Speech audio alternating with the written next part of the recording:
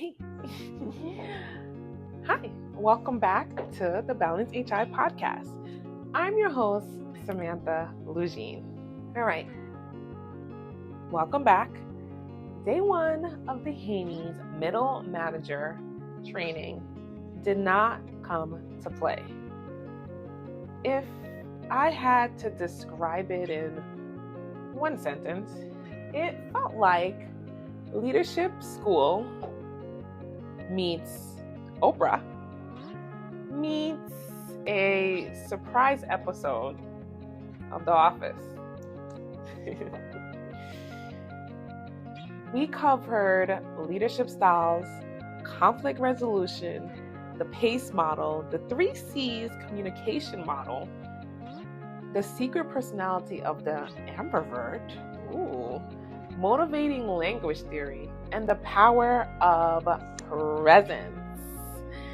Yes, all of that in 3 hours, which was a long training, but it didn't feel like it. So today, we're not just going to talk about what we learned, we're going to talk about what we felt. Because you know me, I'm not just here to give bullet points. I'm here for the ooh moments, the wee, that's me moments, the oops or uh-oh, I've been doing that wrong moments. I'm absolutely using this in my next team meeting moments. Let's get into it.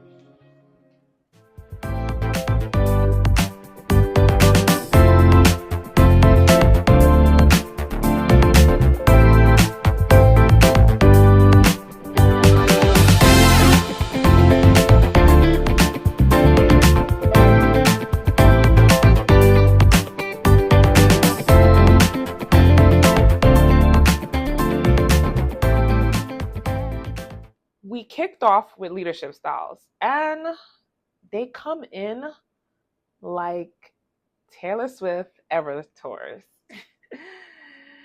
Every era showed up.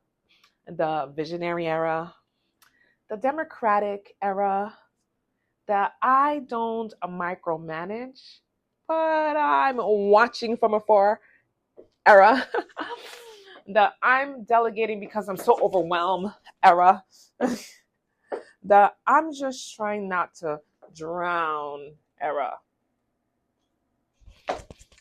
All of them. We walk through different styles, of course.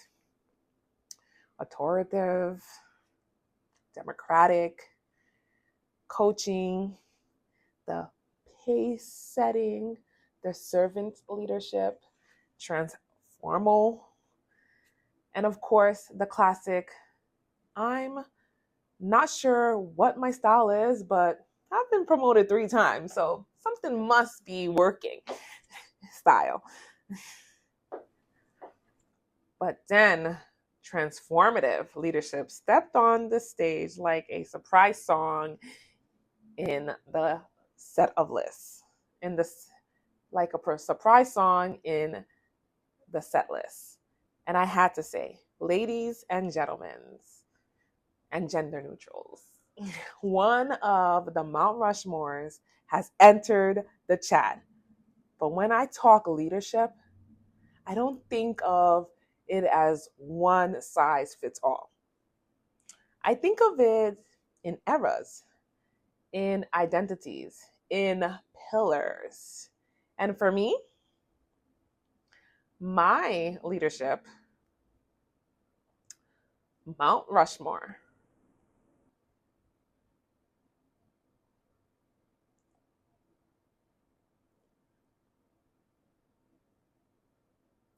is made up of 4 giants: digital, strategic, pioneer, transformative.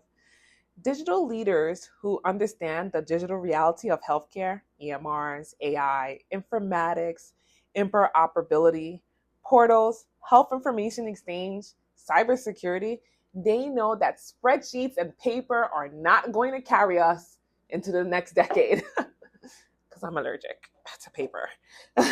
Strategic leaders who can zoom out. They are not just asking, what are you doing today? Oh, well, how ambiguous. They're asking, how does this connect to the next quarter, next year, next accreditation, next regulatory change? Pioneer, the ones who say, we haven't done this before, maybe we should. They're willing to be first, to test, to innovate, to ask why not questions. And transformative, the ones who don't just manage people, they shift culture. Those four, that's my Mount Rushmore. Not leadership that just approves, schedules, signs, and answers emails. How boring. Leadership that shapes mindsets, builds systems, challenge old norms, raise the bar. Leadership that moves something. Transformative leadership is not a style you perform in Leadership Month. What is that? It's a lifestyle. It shows up in how you correct people, how you celebrate people, how you handle mistakes, how you respond to change, how you talk about your team when they're not in the room. And the training forced a question. Am I just operating in the role, or am I actually in my transformative leadership era? Because middle managers are often caught in the middle, translating from executives to the team, making things make sense, taking the hit when things don't. If anyone deserves transformative tools, it's us. Yes. Next up was conflict resolution. Because if you manage humans, you manage conflicts. It just comes with the territory and the job description, invisible writing. And conflict is not always two people yelling at each other in the hallway. Sometimes conflict is an email that you read like it was written with a tired lawyer. Sometimes it's someone closing the door a little too quietly. Sometimes it's, I'm fine, that we all know is code for, I am absolutely not fine and I don't feel safe. Saying that. The trainer dropped a gem. Conflict is not drama. Conflict is data. In HIM, we work on that, right? Come on now. Put that on a mug. Put that on a slide. Put that on a sticky note in your office. The digital sticky note works just fine. When conflict shows up, it's telling us something. Something is misaligned. Someone feels unseen. A system is broken. Expectations are unclear. Workload is not sustainable. Communication has gaps. We walk through listening without listening just to respond. Asking real questions, not cross-examination, questions where people feel like they're in a courtroom show. Not diagnosing people, She's just dramatic. He's just negative, pessimist. But asking, what's underneath this? What's the root? What pattern is showing up?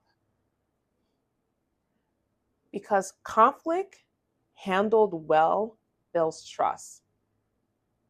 Conflict avoided builds resentment. Conflict mishandled builds turnover. I said it in my notes. Conflict resolution is a leadership gym. You don't get stronger by avoiding the weights. You get stronger by lifting that uncomfortable. Lifting the uncomfortable.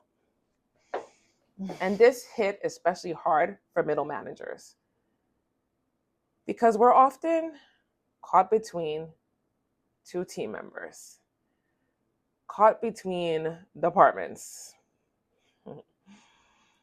caught between leadership and the team, caught between what was promised and what we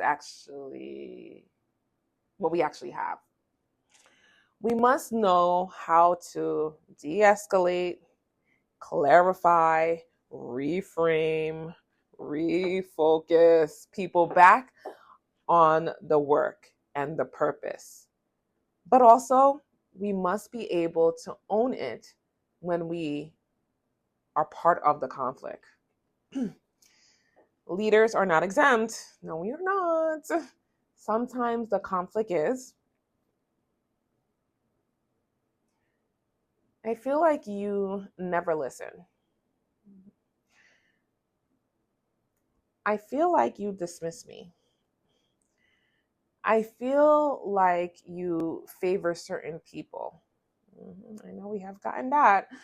Those are not easy to hear. They're not supposed to be. But that's where our next leadership era lives, in the uncomfortable. Oh, you like that, right? Bring it at home. Then came the surprise star of the show, the ambivert. And listen, ambiverts are the quiet assassins of balance. I should know. I am one. We are the ones who can give you introvert energy when the room is heavy. We're observing, taking mental notes, seeing the patterns. But let us feel comfortable. Just let us feel safe.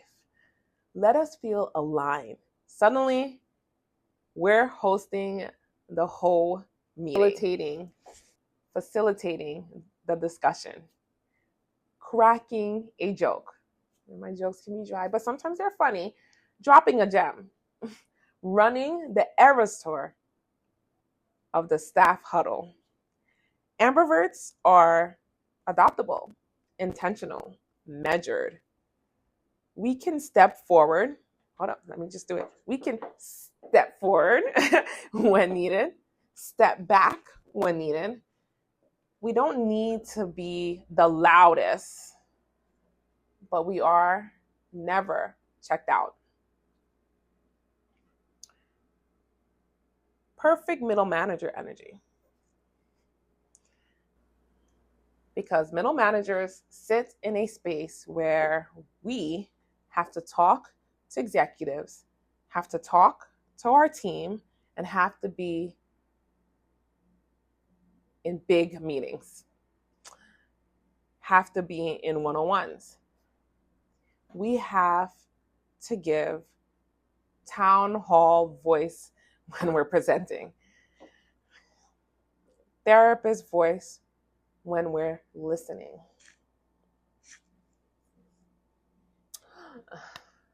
analysis voice when we're explaining data, organizer voice when we're resetting the room. Ambiverts can flex. Ambiverts do not just read the room. They read the room, annotate it, and then publish the summary. And I should know. Like I said, I am one. Ambiverts are often misunderstood. We're not fake extroverts. We're not shy extroverts or social introverts. We're both, depending on the context. Give us a room full of chaos, we are stabilizing it. Give us a room full of silence, we'll break the ice. I love a good icebreaker. As corny as it is, I love it. I don't care. Give us a room with tension, we'll feel it immediately and file it for later, like a mental case study. This training made me see my ambivert identity is not a quirk. It's a leadership asset. Then we hit the emotional gold, the PACE model. PACE stands for playfulness, acceptance, curiosity, and empathy. Simple, but powerful. Let's break it down. Samantha style. Playfulness, not clown, not making jokes when people are hurting. Just enough lightness for people to breathe.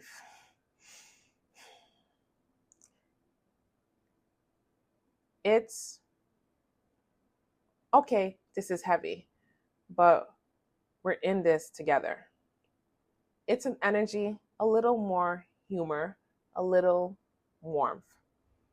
It tells people this space is not going to crush you. We can talk about hard things, but you are safe here. Acceptance. Not why are you like this? Not you should be stronger. You should be more like. Acceptance is I see you where you are right now. It's making space for people's personalities, their learning curves, their laps, their growth edges. Acceptance doesn't mean we'll never correct. It means we're not trying to erase someone's humanity to make them easier to manage. That was a good one. Curiosity, not interrogation, not cross-examinations, not that sniff, I just need the facts tone. That was a good one for me to keep in mind. Real curiosity is, help me understand what happened from your point of view. Tell me what you need to do this better. What am I not seeing from where you sit? Curiosity removes assumption. Curiosity disarms defensiveness. Curiosity says, I'm here to learn, not to attack. Empathy. Not, I understand, I went through that too, and then turning the spotlight back to your story. Nope. Empathy is, I might not know exactly how that feels, but I care enough to sit in it with you for a moment. I get why that frustrates you. I see why that felt unfair. I hear that you're exhausted. And then, how can we move forward together? I wrote it down like this. PACE is emotional Wi-Fi. If it's weak, nobody can connect. Mhm. When leaders use PACE, teams feel more supported, less defensive, more willing to share, more willing to say. PACE does not mean we're never giving hard feedback. It means we don't give hard feedback in a hard way. We give it with humanity. Then we moved into one of my favorite frameworks, the 3C model. Because communication is where so many managers trip and fall. Not because they can't talk. Most managers can talk all day. All day. We could just talk. But because they are not talking in a way that people can receive. The 3Cs are clarity, confidence, connection. Clarity says what you need, says why you need it, say when you need it, say what success looks like.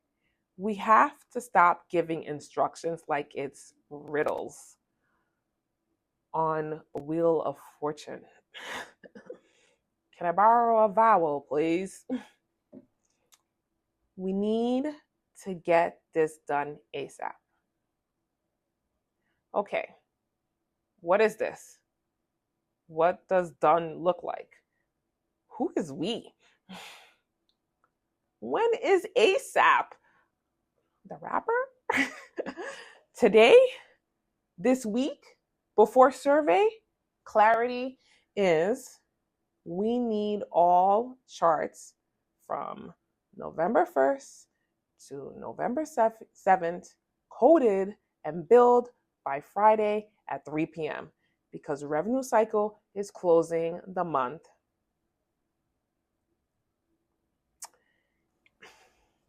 If we miss that window, it delays claims, cash flows, and our metrics. Here's who's doing what. Here's how we handle barriers. That's clarity. Confidence. Confidence is not being loud, being arrogant, pretending you know what you don't know. Confidence is owning your role, owning your message, owning your responsibility. Here's the direction. Here's the reason. Here's what I know. Here's what I don't know yet. You can say, I don't have the answers right now, but I will get it. And circle back and still sound confident. You do not have to over-explain, over-apologize, overcompensate. You have to stand in the message. Connection. This is the part that gets neglected. Connection says, I see you as a person, not just as a body on a schedule. It's knowing people's strengths, their communication preferences, their fears, their ambition. It's remembering who just lost someone, who's in school, who is struggling with daycare, who is dealing with health issues. Not to pry, to lead them better. Because people do not follow titles. People follow people. If you want someone to follow your direction, they have to follow your energy first. The 3Cs model is not theory. It's how I send this email, how I run my huddles, how I deliver this correction, how I roll out a change. Clarity, confidence, connection every time. Then we got into the messy part, communication challenges. You know the hits, passive aggressive emails. As for my last email bombs, the 5-paragraph message for a 10-word problem, or the opposite 2-word response to complex issues. We see teams copying half of the hospital on email without clarity on who needs to do what, text messages at odd hours with no context, meeting invites with no agenda, Slack or Teams messages that read like cryptic fortune cookies, communication breakdowns when we assume people know instead of saying it. They're not psychic. We avoid tough topics instead of naming them. We sugarcoat so hard that nobody knows what we're actually asking. We respond with attitude instead of honesty. We communicate only in our preferred style instead of adopting to the audience. Your team should not need a translator to understand your email. If every conversation with you feels like decoding a puzzle, that's not mysterious leadership. That's unclear leadership. The training pushed us to ask, am I sending mixed signals? Am I saying one thing and doing another? Am I communicating only when there's a problem? Or do I communicate explanations, appreciation, vision, feedback regularly? Because communication is not a once and a year town hall. It's daily drip. Motivating language theory was one of my favorites because it gave language to something intuitive. There are 3 main lanes: making, direction giving, empathetic, meaning making. A lot of managers get stuck in only one lane. They give direction, giving all day long. Do this, fix that, submit this, change that. And yes, direction is necessary. I'm not saying it's not, but it's not sufficient. Let's break it down. Direction giving, this is the what, when, how, not why. It answers, what do I need to do? By when? How will it be measured? People cannot succeed if direction is vague. Empathetic language. This is, I see what this cost you. I understand this is a big change. I know this has been a hard week.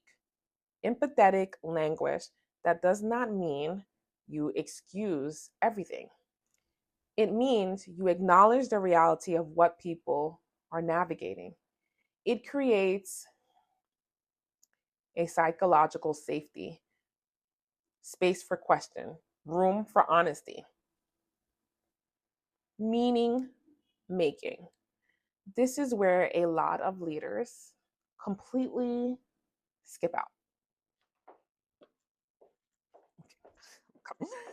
Meaning making language answers why this matters. How does this connect to something bigger? Why should I care beyond my paycheck?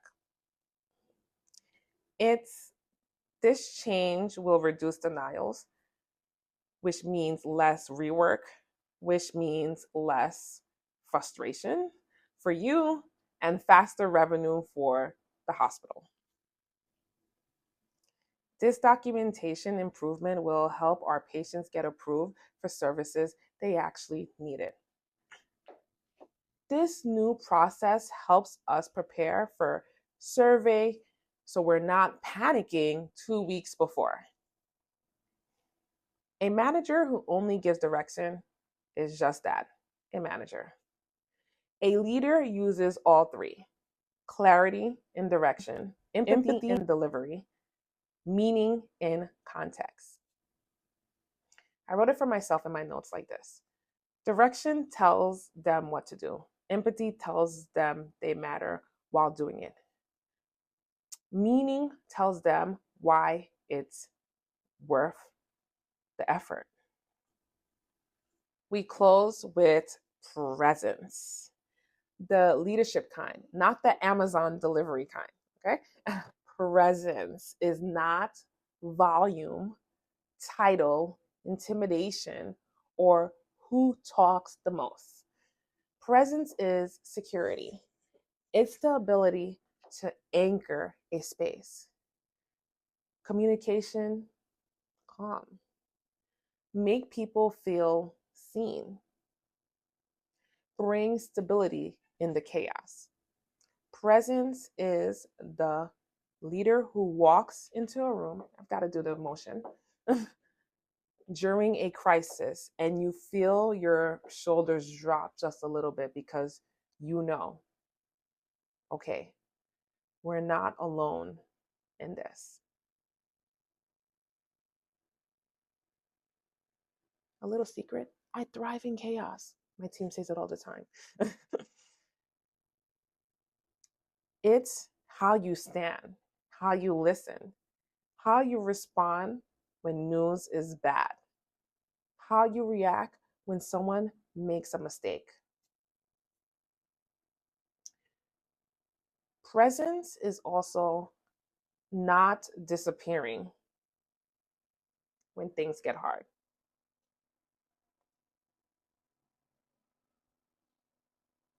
It's being visible, approachable, grounded, even when you're stressed behind the scenes. Presence is leadership gravity. People feel you before you speak. Sometimes presence is you're sitting quietly in a staff meeting while others talk, but you are locked in, attentive, engaged, listening with your whole face. People can feel that. This training reminded me presence is a skill, not just a trait. You can cultivate it by showing up consistently, following through, owning mistakes, being honest when you don't know, backing your team publicly, coaching them privately. Presence says, I'm not perfect, but I'm here. I'm not going anywhere when things get hard. So that was day one. 3 hours of leadership vitamins. We didn't just get theory, we got mirrors. I'm going to have to drop the mirror emoji there. Leadership styles, Mount Rushmore thinking. Conflict as data, ambivert power, the PACE model, the 3C framework, motivating language, presence. Middle managers, we are the backbone of healthcare. We are the engines behind operations, the culture carriers, the translators, the stabilizers, the peace keepers, the builders, the air traffic controllers of expectations and reality. And after day one, we're leaving with pace, clarity, confidence, connection, curiosity, empathy, presence. Not bad for a midweek training. As you're listening, I want you to think, which of these do I already do well? Which of these needs attention? Where do I want to grow in the next 90 days? because leadership is not a personality, it's practice. Before we wrap up, tap into my ecosystem, my book, Digital Health Navigator for HIM and health professionals who want to thrive in a digital world. My HIM toolkit on Gumroad. Oh, the book is on Gumroad as well, the PDF version, as well as Amazon. So for plug and play tools, you can actually use templates, scripts, workflows, conversation guides. And of course, follow me everywhere. TikTok, Instagram, LinkedIn, YouTube, under Balance Health Information, or Samantha Lugine. Thank you for listening. Thank you for leading. Thank you for choosing balance when the system loves chaos. I will see you on the next episode. And yes, day 2 is coming.